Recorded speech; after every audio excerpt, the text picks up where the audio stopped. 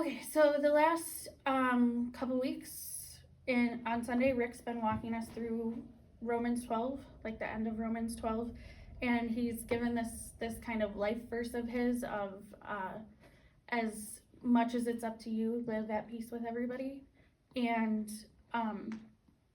so I wanted to kind of talk about how salvation and forgiveness relate to this idea of living in peace. And I wanted to do that from one of Jesus's parables in Matthew.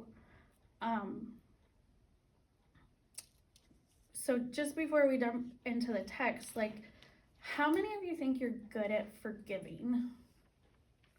Or, like, have you ever, like, thought, oh, I'm only gonna forgive people that deserve it? Or, I'm not gonna forgive them again. They've asked for my forgiveness once. They can't be sincere in their asking because they wouldn't have done it again if they were sincere the first time. Or, like, how many times though have you fallen on your knees before Jesus to ask for forgiveness yourself? Like, we're not naturally inclined to forgiveness.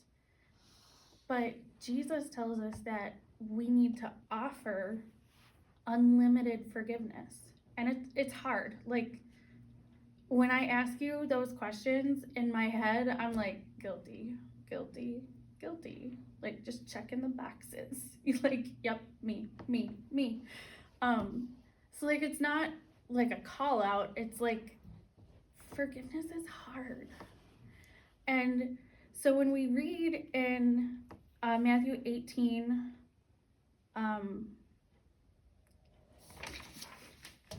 21 through 35, it's Peter, and I love Peter. This is just so typical Peter. Peter has like these like amazing like moments, and then Peter has these amazing like, what are you talking about moments? And like, that's part of what makes Peter amazing, is because you're like, Peter's pretty relatable guy. Like, I think we all have those moments where we're like, I know exactly what I'm talking about. And then we have those moments where we're like, I think I know what I'm talking about, but as it turns out, I do not, right? And so the parable starts with, then Peter came to Jesus and asked, Lord, how many times shall I forgive my brother or sister who sins against me? Up to 7 times. So Peter's like, 7 times. That seems perfect. But the common teaching at the time was to forgive 3 times. So Peter's actually like, well, if I do it 7, I'm being like super generous, right? And like, Jesus's response is just kind of like, Peter, you're just so far from the mark. And I think a lot of times we can be so far from the mark. The Greek word that Peter uses here for forgive is aphiami. And aphiami means to release from legal or moral obligation or consequences, to remit, to pardon, or to cancel. It doesn't mean condone. It doesn't mean approve. It doesn't mean forget. It doesn't mean trust. It doesn't mean continue to allow this person space in your life. It doesn't mean to continue to confide in somebody. It just means to release them from that obligation. And I think for not just Americans, because I've traveled some and I don't think it's just us, but I think for people, a lot of times we equate forgiveness with trust or forgiveness with time. And this term, aphiami, is judgment neutral. It doesn't say anything about like a judgment value. It's just to release that person from the debt that you think they owe you, right?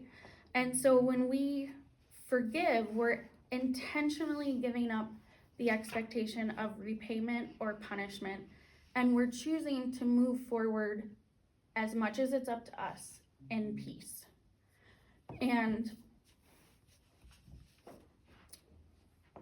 that's so easy to forget, because when people sin against us, we feel justified in holding on to that idea of repayment.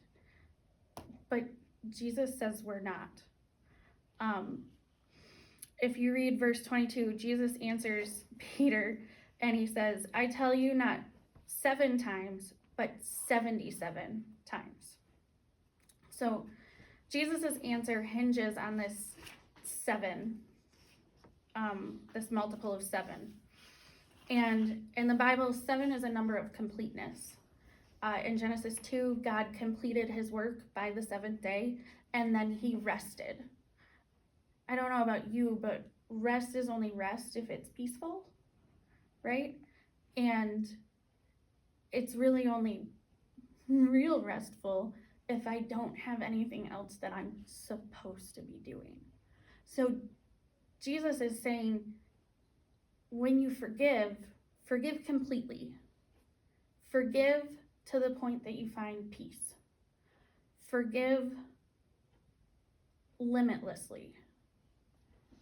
Keep going in it, and keep going in it. And he doesn't leave it there. He tells Peter this story about a fairly generous king and some perhaps underpaid servants, judging by the debts that they owe. So I'm going to read the parable, starting at verse 23. Therefore, the kingdom of heaven is like a king who wanted to settle accounts with his servants. As he began the settlement, a man who owed him 10,000 bags of gold was brought to him. Since he was not able to pay, the master ordered that he and his wife and his children and all that he had be sold to repay the debt. At this, the servant fell on his knees before him. Be patient with me, he begged, and I will pay everything back. The servant's master took pity on him, canceled the debt, and let him go. But when that servant went out, he found one of his fellow servants who owed him 100 silver coins. He grabbed him and began to choke him. Pay back what you owe me, he demanded. His fellow servant fell to his knees and begged him, be patient with me, and I will pay it back. But he refused. Instead, he went off and had the man thrown into prison until he could pay the debt. When the other servants saw what had happened, they were outraged and went and told their master everything that had happened. Then the master called the servant in. You wicked servant, he said. I canceled all that debt of yours because you begged me to. Shouldn't you have had mercy on your fellow servant just as I had on you? In anger, his master handed him over to the jailers to be tortured until he should pay back all he owed. All right, we're going to save the last verse for a little bit later, but let's break down these verses a little bit. So when we hear stories that are in a kingdom with a king, our first thought is fairy tales. It's idyllic, it's pretty, there's pink somewhere because it's a fairy tale, and you expect a happy ending because that's what happens in stories with castles and kings and queens. But that's not what is happening here. And Jesus is very explicit about it. He starts this story off with, the kingdom of heaven is like. He's being very, very obvious that this is about heaven, not just what happens here on earth. And even if he hadn't said that, it was fairly common for Jewish teachers of the time, when they were like, oh yeah, there was this kingdom, they meant a divine kingdom ruled by Yahweh. So, it's so easy, even for me, to read through a piece of scripture and miss those like small details and be like, I know what a kingdom is. You know, Tangled, Frozen. I got it. I'm good. But Jesus is literally and explicitly like, my Father's kingdom, the kingdom of heaven, where God reigns, is like this. And so we need to let go of that fairy tale idea and be like, okay, this is like a serious moment. Like, this is probably not going to end the way I think it is. And so the king is settling accounts, and this servant, we're going to call this servant Steve, because otherwise it gets really confusing to explain later, because you've got servant 1 and servant 2 and servant 1 and servant 2. And so servant 1 is Steve, okay? Also, that was convenient because nobody here is named Steve. So he calls Steve to him, and Steve owes this guy 10,000 bags of gold. Now, when we read a few chapters ago in 2 Samuel, David was laying aside things for the temple. That's how much he laid aside, 10,000 bags of gold, okay? So a servant somehow owes this to the king. Other translations will say like 10,000 talents, and it's the equivalent of 60 million days of work for a servant. This debt could never be repaid. Never, ever, ever. Like, unequivocally not payable. Like, if you got this bill in the mail, you would just be like, that's nice. And you would I would throw it away. Or I would put it in James's lunchbox, because that's where I put things I don't want to deal with. But because he takes his lunch to work and then he sees the thing, but I'd be like, sweet, I don't know what to do about that. So he says, like, be patient with me and I will pay everything back. Steve knows he can't pay this back. Like, there's just no way. So he's not able to pay. He was never going to be able to pay. And so the king, from his position of authority, cancels that debt. Steve has no authority. Steve has no standing to ask for the debt to be canceled. But because of the king's grace and generosity, it's canceled. And it's the same for us. We don't have any standing without Jesus to ask, but we have been forgiven a great debt. And so you would think Steve would be like, score for me, I'm gonna go, I don't know, like have some ice cream or something, tacos. Maybe it's Tuesday, they're having tacos. But instead, Steve swerves out and he finds a coworker and really, like, oddly, just assaults this coworker. I mean, he grabs this coworker by the neck and, like, you owe me money. Like, could you imagine, like, you're just at your place of employment on a Tuesday and two of your coworkers just start going at it in the hallway? You'd be a little confused, a little concerned, probably try and figure out some way to intervene, right? And so, you know, like, Steve is doing this to this guy, and the coworker is like, be patient. He says exactly what Steve says to the king. And Steve doesn't even skip a beat. He's just like, no. Mm-mm. He, like, zero trying. And so he has this man thrown in prison. Okay? And prison in ancient Israel is not like prison in America today. If you were in prison, like, if you read through some of the stuff about Paul, at one point he's like, I forget who's coming to visit him, but somebody's coming to visit him, and Paul says in his letter, he's like, have them bring my cloak, right? And you're like, that's totally random. It's really not. When you're in prison, you have to pay for your own food and your own clothing and your own, like, personal care items. So this guy who owes Steve 100 pieces of silver, is now in jail, still has expenses, is not making money, and has to be there until he pays Steve back. That's, you're not going to be able to do that, especially when 100 pieces of silver was the equivalent of 100 days' pay. So this is like a third of a year's wages. So if you still have expenses and now you're not working, how are you going to come up with 100 days worth of pay? Like, that's impossible for most people. And again, that's the point. Like, Steve's coworker owes Steve an unpayable debt. Steve's unpayable debt was forgiven.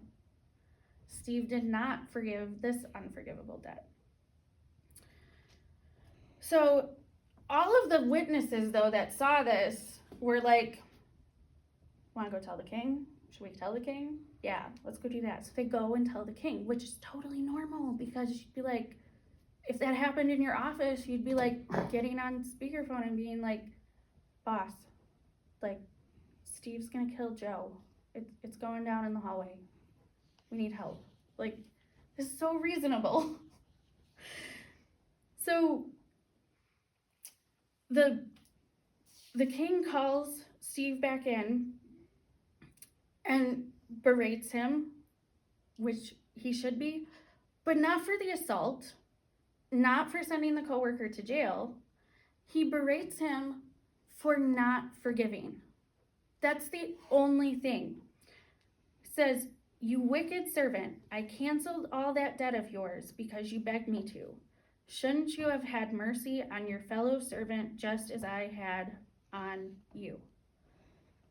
He's only punished for his unforgiveness. And then his punishment, he is sent to jail and tortured, and I'll talk about that in a minute. But like, the main part of his punishment is he now has to pay that original unpayable debt.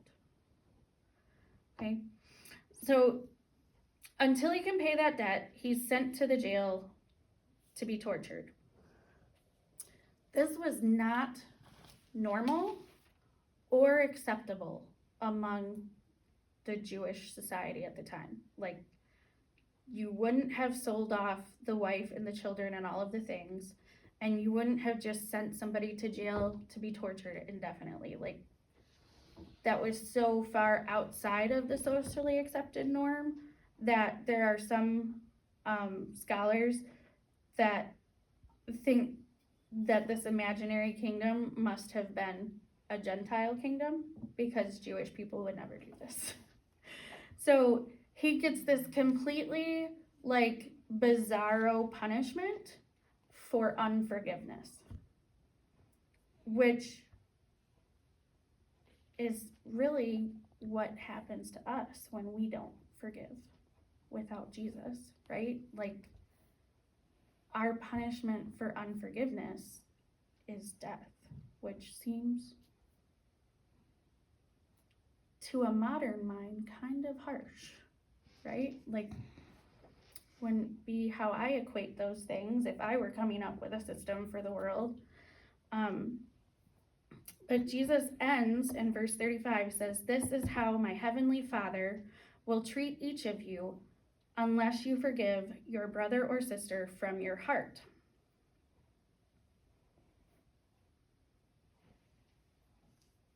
So if we can't forgive and forgive unlimitedly, we're not welcome in the kingdom of heaven.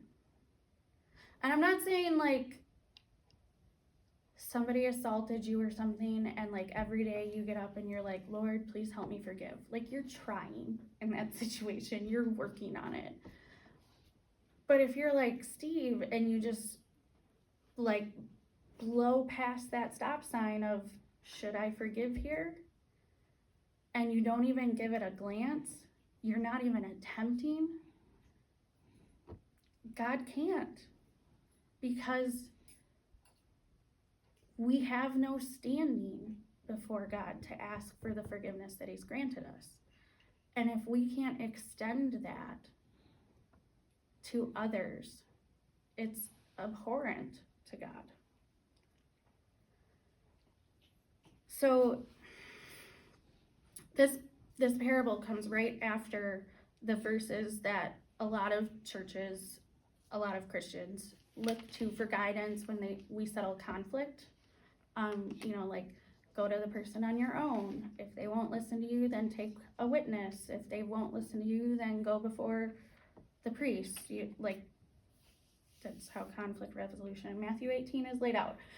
And so when we read this parable and we keep that context in mind, forgiveness is not like the warm fuzzies of like, oh, I really like this person and they're my favorite and we never have any problems. It's living without open hostility. It's that principle of Romans 12:18 of, as much as it's up to you, live at peace with everybody. Living at peace doesn't mean you don't feel your emotions. It means that you have genuinely and intentionally decided to release that person from owing you something because they hurt you, because they ruined your reputation, because they gossiped about you, because they didn't invite you to the movies. Whatever the reason was, it's an act that you take to say, okay, it wasn't cool, and maybe I don't give this person the same place in my life anymore, but I'm not going to live in open hostility with them. And when we do that, we cut off that bitter root that Rick was talking about on Sunday from Hebrews, where the bitter root infects many. We cut that off, and it can't extend outside of ourselves. But when we close ourselves off to forgiving even one person, like when I was pregnant with Enoch, I craved this lemon yogurt that you could only get at one store in Lapeer. And I had one in the fridge, and I woke up one morning and I was so excited about this yogurt. I was like, oh, I'm gonna have this yogurt and it's gonna be amazing. And I got to the fridge and the yogurt was gone. And so I texted, the only other person in my household that was not at my house, and I said, did you take my yogurt? And the response was, yes, and I already ate it, so I'm sorry. And I was upset for a few minutes because I had been looking forward to that yogurt, but it wasn't really worth like open hostility in my household for the yogurt. But had I decided to go the other way and been like, you know what, that's it, the yogurt is the straw that broke the camel's back, and had I closed myself off from like letting go of that, because it was pretty disappointed, like when you're pregnant, small things are bigger. And I would have not just closed myself off from forgiving that one person. It would have been the beginning of closing myself off to forgiving the next person, and the person after that, and the person after that. And that's how that bitter root takes hold, is you do one thing that seems justifiable at the time, and the next thing you know, everybody who knows you is just on the outs because you've cut it off. And it's not worth it. But like when we think about how we typically deal with conflict just as humans, right? Like we're hardwired to fight or flight. Now, I don't know about you, but when I choose fight, there's a distinct lack of peace and quiet if I have chosen fight. Ask my children how it goes when somebody is not doing what they need to be doing for them. It's not peaceful, it's not quiet, it can be petty.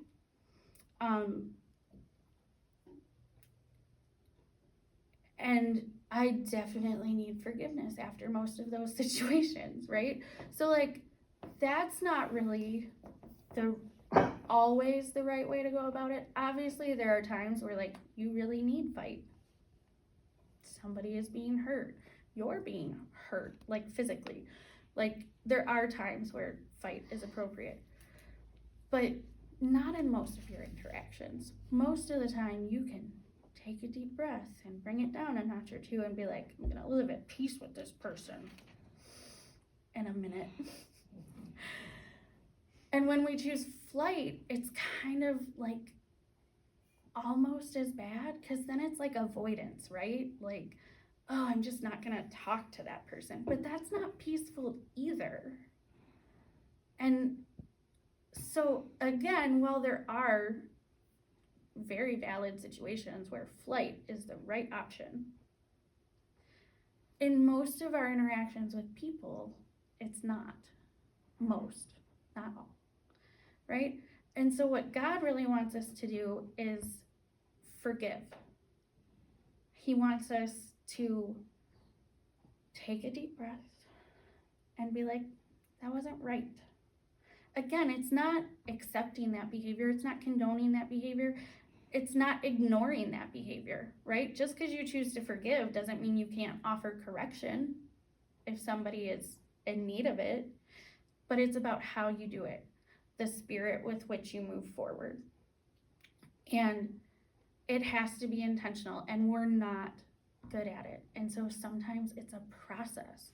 Sometimes it literally is getting up every morning and being like, Lord, I still don't think I'm there with this person or with this situation, or, you know, I still want my yogurt. Not really, but like, you know, and being like, I need you to help me. I know a lot of times for me, when I am in that space, the thing that I ask for and the thing that helps me through it is when I pray, Lord, show me the value you see in this person. Show me what they look like through your eyes. Show me the things that I don't know about them so that I can have compassion, so that I can be like, okay, still wasn't right, but seeing them the way God sees them, I can move forward without the expectation of human justice, of repayment. I can cancel that debt, and I can, as much as it depends on me, move forward in peace. And so when we think about that life verse that Rick has given us, that I've been meditating on for the past few weeks, like, am I at peace? Am I not at peace? Who am I not at peace with? You just have to remember that God has forgiven us this unpayable debt so that we can live at peace with him. And he can live in peace with us. And if we truly want to find that peace, we have to also be willing to extend that same unlimited forgiveness to others as many times as we have to remain in that peace, or we're not going to be welcome in the kingdom of heaven, which I don't know. I mean, I'm assuming, as we're all here, is like the goal for most of us, right? So I just encourage you, as you come into conflict, which is inevitable in our world, and as you meet with people that maybe you're not their number one fan, just remember to forgive and to find that complete peace that Jesus is wanting us to have, and not just the 7 times that Peter thought was really A-game gracious. Thank you. Good job.